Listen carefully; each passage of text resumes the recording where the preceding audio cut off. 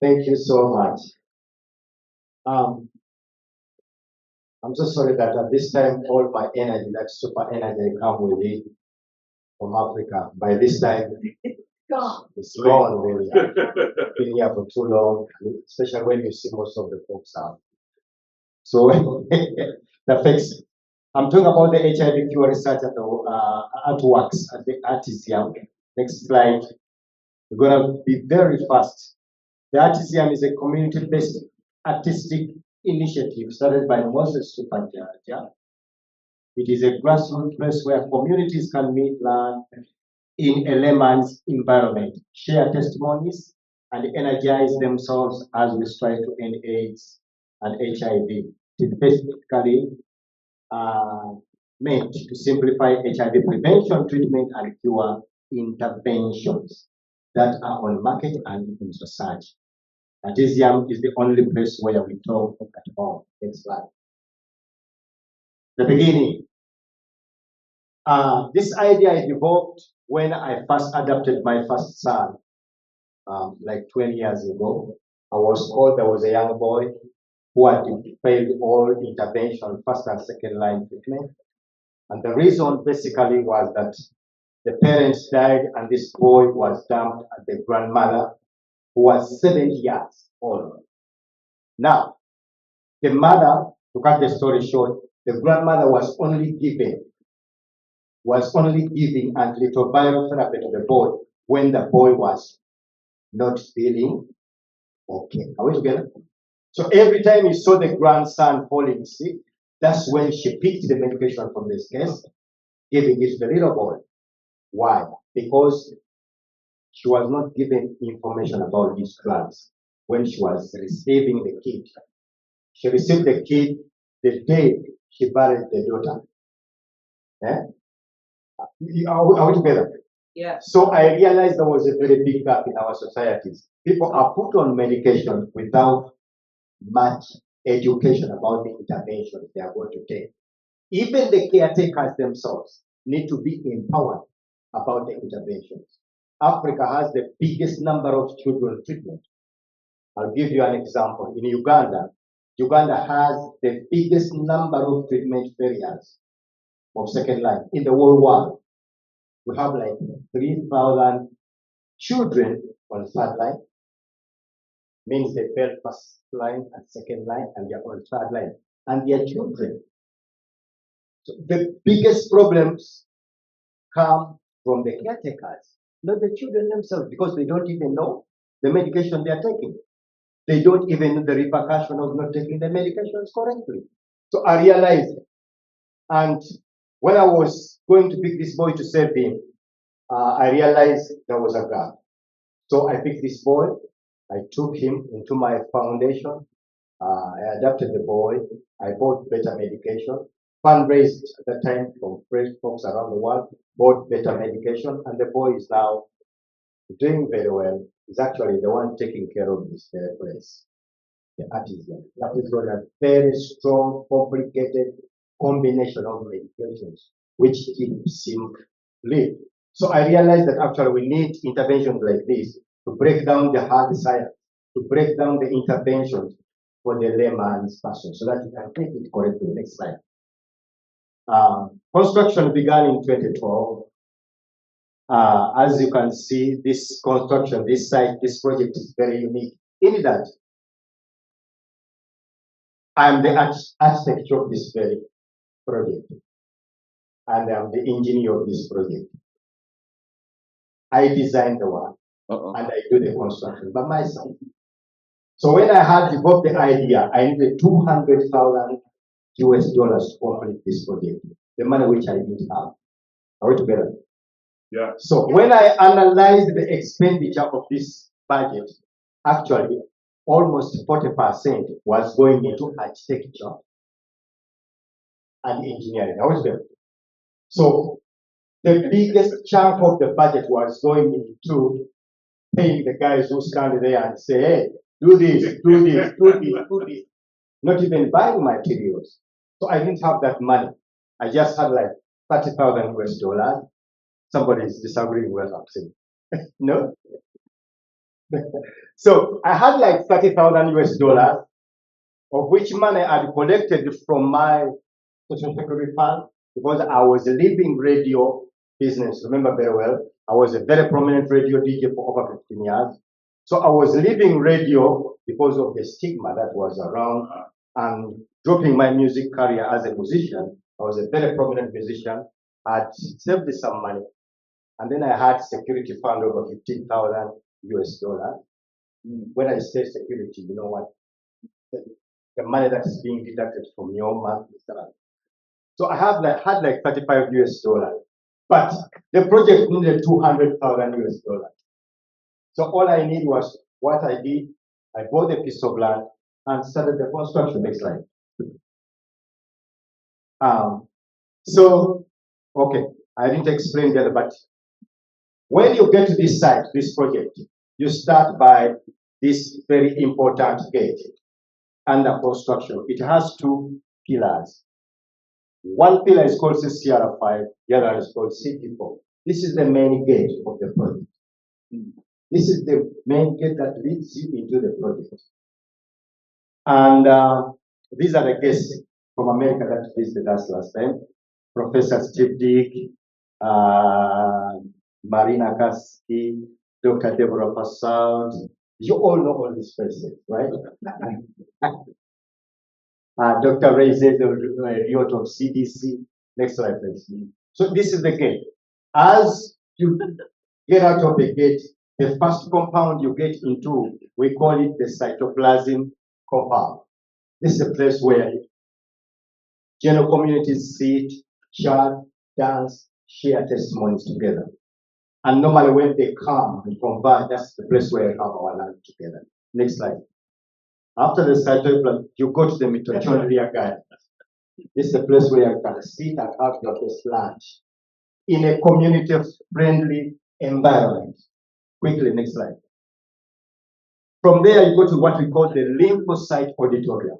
The project has an auditorium which can accommodate over 500 people seated comfortably, learning issues about HIV prevention, treatment, and research in a community-friendly language. Now, this lymphocyte auditorium needs roofing right now, but the construction has been done. It only needs what? The roof. The roof. So the roofing, we improvise it. We improvise it. Next slide. Now, after the lymphocyte, you're entering the ARTSEUM building. The first room that you enter in the ARTSEUM room is called the chromosome reception. The chromosomes. That's the place where we welcome you. I designed, before we go to the next slide. Yep. Sorry. Next slide. Oh, wait. Next slide. No. This very slide. The chromosome reception is dedicated to Dr. Mike McKeown and his wife, Dr. Karen K. For the great family contribution of 10,000 US dollars, we used to set this very reception place. We also dedicate this place to Caring Cross for the amazing online fundraising drive, which raised 20,000 US dollars, which enabled us to finish the slab. We also dedicate this very place to our remission friends all over the world, like Jim Pickett, Richard Jeffrey, Claire Rappaport of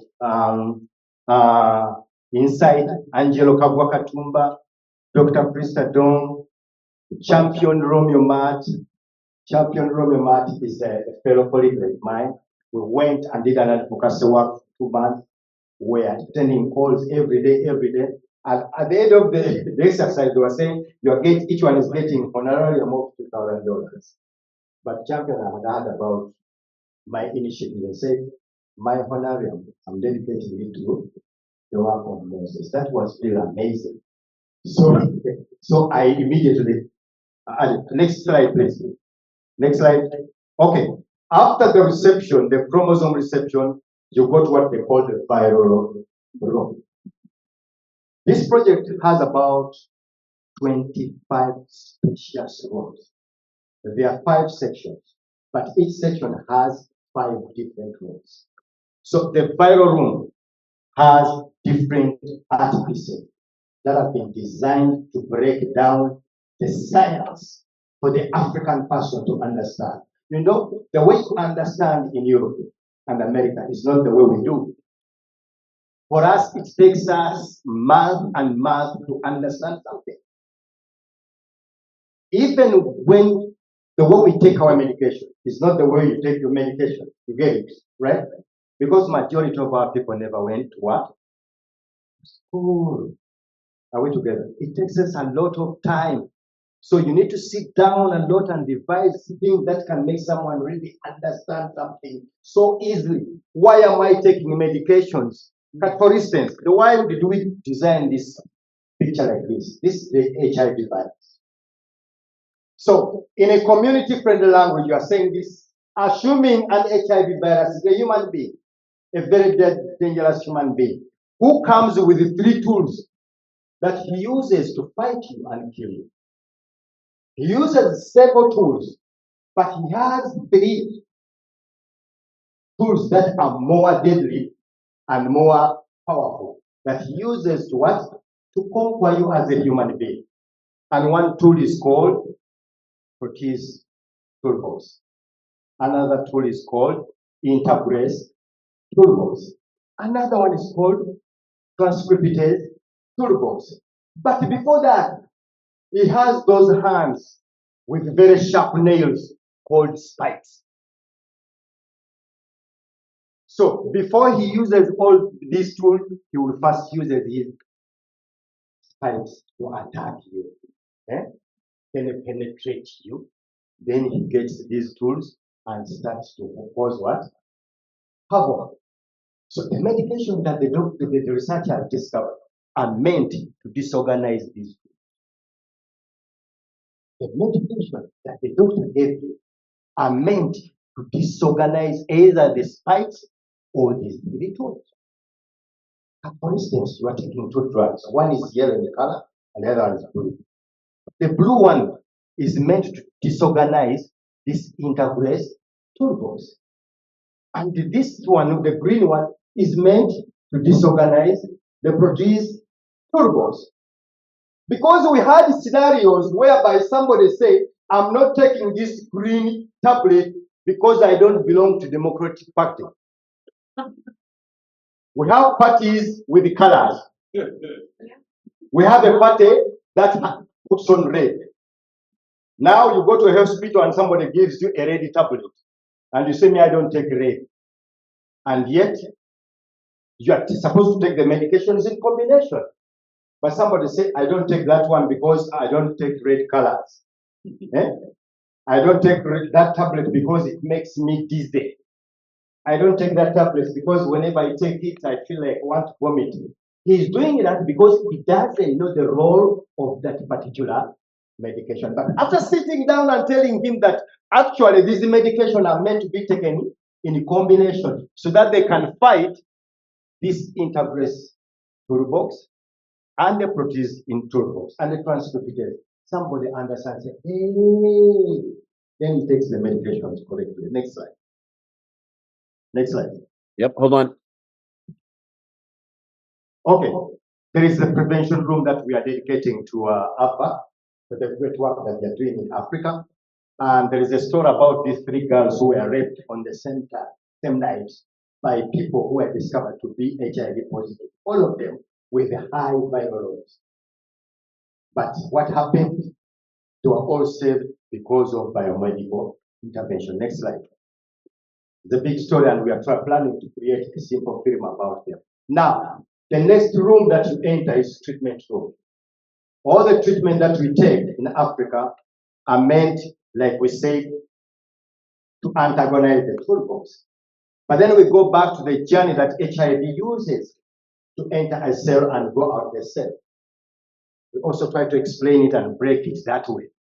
Now look at this bus. It's the same bus that changes color. Are we together? It's the same bus that changes color. The difference in colors explains the mutation of the virus.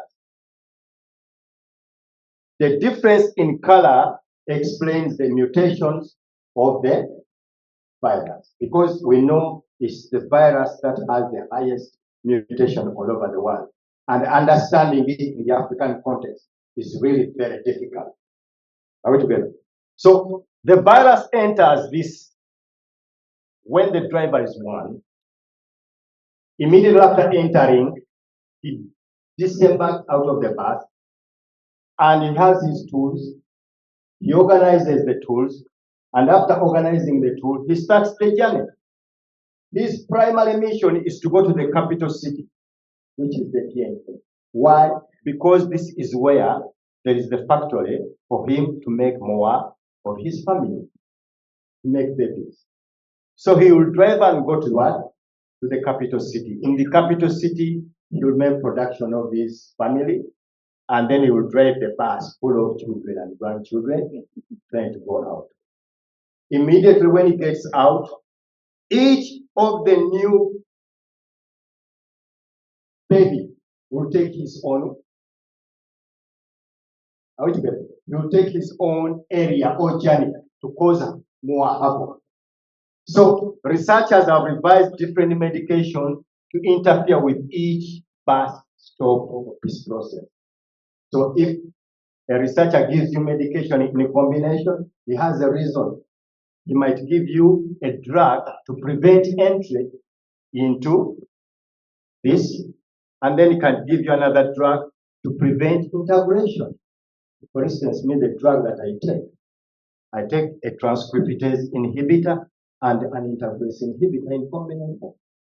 So you explain it like that. Next slide. So after that, I've jumped on lots of things, but because of time, you enter into the cure area. The cure area, you start with this beautiful photo that I designed to talk about the importance of togetherness if you are to discover an HIV cure. Next slide. Now, why is the cure important? We have millions of children born with HIV and we expect them to live for 90 years. Their internal organs cannot handle this virus for 90 years. The main reason why we want an HIV cure, these young children are being born with the virus. In African context, they are being even denied opportunities like going to school because their parents and grandchildren know they're not going to live for long. Are we together? Next slide. That's another reason why we want an HIV cure. Those who know that actual research is going on, they are really very hopeful. And we try to energize these young children. We encourage them to take their medications every day by telling them that there is somebody out there, a researcher, striving to make sure that you don't take medication the rest of your life. Remember, we are being stigmatized when we are being put on medication. You are taking these medications for life. That's what they tell us every day. But me, I don't encourage that kind of language at our clinics. We say you are taking this medication until there is a cure. But when you say, take this medication the rest of your life, there is a way. So in our clinics, I encourage you to say, take this medication until there is cure. And please let them know that actually somebody is there researching a what? A cure. That's why I create interventions in Africa to interact with the researchers so that we know what they are doing. Because these are some of the things that have personally helped me keep on moving. Because when I came to America and I know, hey, there are better things like this. There is new drug coming. There is that energy I get personally. Next slide. Now, this is another reason why I want an HIV cure. Look at this picture. Dependence. In Africa, okay, let me give my country, Uganda. We have a budget of over $500 million every year to fight HIV in Uganda, one country. Now, $400 million come from one country, United States of America. Uganda has a budget of $500 million to fight HIV. $400 million come from one country, the United States of America. Are we together? So this is what we've been telling our leaders the last 30 years, that they need to start owning the mess, because this money belongs to somebody. He can easily wake up one day and say, I'm taking this money to Botswana, not Uganda. He can easily wake up one day and say, I'm taking this money to Ukraine. You will not sue him. It is his money, is just helping you. Look at the budget. Look at this man. He's overloaded with the wheelbarrow, taking aid to Africa. He's doing a very good thing, isn't it?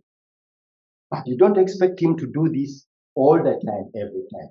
As African governments, you need to start up and find a way how you're going to save your people in the future. Look at what is happening. Somebody just came and said, without even preparing us, they said, I'm cutting the funding, which is really very dangerous. Personally, I missed medication for 2 weeks. I couldn't access, supercharger failing to access his medication. Me, because I'm regarded as one of those people who are. Imagine me failing to get my intervention for a week plus. Just pity those poor people who are there. Down there. Next slide. Okay. The Global Commission. This is a picture I created last year, but it won in the Science Translational Journal, which appeared on the 8th of May 2024. It answers this global question. It's trying to answer the global question that we are having. Assuming there is a bus, a very nice bus, which everybody wants to board, but there are only 70 people who are boarded. Others can't enter here. What is the problem here? So the cure strategy, global cure strategy, is trying to answer this question. It's trying to find the reason why all these people cannot enter the bus. Are we together? So of recent, as I was discussing with a friend, I said, oh, Supercharger, you did an amazing job. But how about if this picture, you had also put somebody who was trying to jump out of the bus? Are we together? Are we together? And I said, why would we jump out of the bus?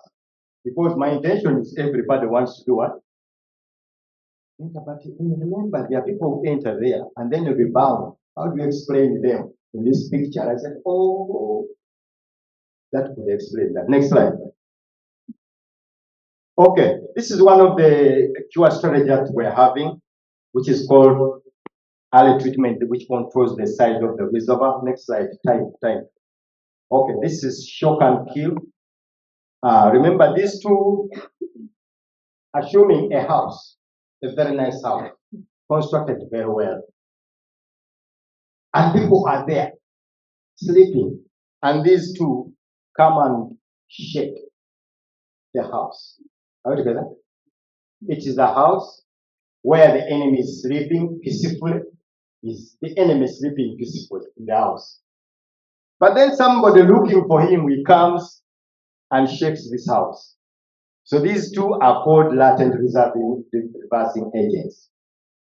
They shake the house, you run out of the house, trying to escape, but then he has already established the army outside the house. The vaccine, the broadly neutralizing antibody, the pre-exposure prophylaxis are already outside to get you. So researchers are trying to shock the virus out of the reservoir where the virus is hiding. But immediately after shocking it, there are certain intervention that must be applied, like the vaccine, the PNAPs. So we try to create a scenario whereby somebody can understand so easily. Next slide, please.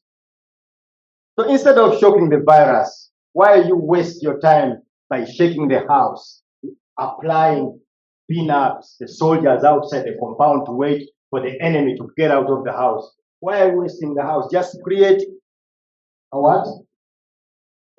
A defense, exactly. Just create a defense and put so many padlocks on it. Just block the wall area and don't waste your time and just wait outside there. Just do a periodic test to make sure this guy is still what? Under defense. Next slide. Okay, gene therapy. In Africa, we had a lot of issues. And I had a lot of issue in finding something that can explain the difference between gene therapy and stem cell transplant. Even it took me so many years. I was confusing the two until the time I sat down with members of the GGTI who explained it very clearly. And then I went down and created these two art pieces to explain it. Assuming it is a car. With the gene therapy, when it breaks down, the car is repaired, right? The engine is repaired. Gene therapy simply means repairing the immune system so that it can be able to attack the enemy. Next slide. But the stem and cell transplant, when the car breaks down, this rich man, what he does, he orders a new engine. Are we together? So the engine, the old engine is pulled out, thrown away, and put in a new engine. So the difference between gene therapy and stem and cell transplant is that the other one you repair, but this one you replace. Next slide. Next slide, please. Yep, hold on. Michael. Time. Together towards an HIV cure. We can never achieve an HIV cure when some sections of the society are left behind, especially the people with the highest burden of the virus, the key population groups, the younger people, the women in Africa. If we leave them behind, we shall never achieve the cure. Next slide, Michael. Okay, before I wind up, I want to show you the people who have so far visited our emerging project. Claire was the very first. She's a friend of mine. She's the community liaison person for Insight and Strive. She was the very first friend of mine to visit my project, like 15 years ago, and she contributed $300 before I had even started the foundation. I just told her, I bought this piece of land, Claire, I'm going to do this. Oh, supercharger, that's amazing, an idea. So rich, but $300. But it was a blessing. Next slide. Oh, Carl Fenberg was the second person to visit the project when I had started actually putting the pillars. The project has, the uniqueness of this project has over 120 pillars because we intend to use the upper area to construct residentials for people living with HIV. So when they come there for sessions like the one we had recently, we are blessed that Gilead supported one workshop, pure workshop, and we hosted 800 folks from all over Uganda. They converged there, and we went through pure things, pure stuff, and treatment for 2 days. Wow. But the biggest challenge was every at the end of the day, evening, you need to rush and look for where people are going to sleep. So, but the plan is that in the future is to have residentials above the ARTSEUM, and they will have a special name. They will have a special name we have created. Do you wanna share it now? Yeah. Okay. It will be called the Reservoirs Residence. The Reservoirs Apartment for people living in HIV, where they can go there and rest after session.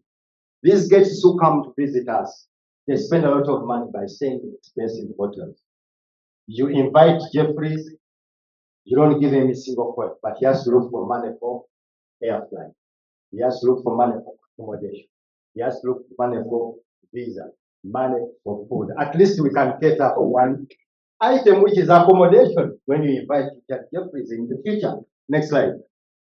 We had so much hope in Carl when we invited him. We thought maybe he can link us in the near future. Then we realized later on the money he has is not meant for the kind of work that we do. is basically meant for the researchers themselves, not the community. But he came, really, he blessed the function, and it was really amazing. This is my lovely friend, Dr. Adair Jane, you know very well. She's a professor from Seattle. She also came, she came with Dr. McEwen. Next slide. Dr. Mike McEwen. Mike McEwen with Dr. Limas Olentas, Director of Research, Caring Cross, the ones who raised the $20,000 from online fundraising. Dr. Mike McEwen's family contributed 10,000 because the slab had stalled. Okay, next slide. Now, Dr. Steve Dix, you know him very well, was then full swing with Dr. Ray Zezeriot. Next slide. So, oh, I put that upside down. Next slide. The community way of doing things. The other one was Dr. Deborah Passout. This is Dr. Marina Kaski. She was with us. Next slide. You can see the lymphocyte auditorium, that the roof, we are improvising. If it rains, everybody runs. But we are hopeful. Yeah, we are hopeful. This is Dr. Flavia. She had the workshop we had recently, that the one I told you that was supported by Gilead, where 800 folks gathered. It was supported by Gilead and CEDA, Center for Infectious Diseases and Research in Zambia. Next slide. Okay, project challenges. We are looking for support to guide the communities during this global funding confusion. The next session that we are planning, we plan to converge communities and guide them because nobody is guiding them. Now, they have stopped pre-exposure prophylaxis. Somebody is saying, the government is saying, no more provision of pre-exposure prophylaxis. But for the last 7 years, you've been calling people to come and access pre-exposure prophylaxis. What is going to happen? Somebody is used to this intervention and all of a sudden you are stopping it. It needs to be guided before you do the action. Yeah? So all these sessions that we plan in the future is to guide folks to do better. Okay, time. Lack of operational monthly cost of 1,600. Like yesterday, I received a call. The whole school wanted to come and visit the ARTSEUM Center, but I was not there because there is no budget to train people who can sit there and wait for people to come and view the center, but hopefully in the future. Okay, next slide, the last one. Okay, these are the people we hope to invite this year to come and visit us. We expect Dr. Chris Adom, Dr. Devi, and Dr. Tumbi. Dr. Tumbi was supposed to come last year, but he had a conflict. Next slide. And we also expect this year to invite Richard Jeffries and Michael Lawler. We want them in Africa this time round this year. May God bless you. Thank you so much.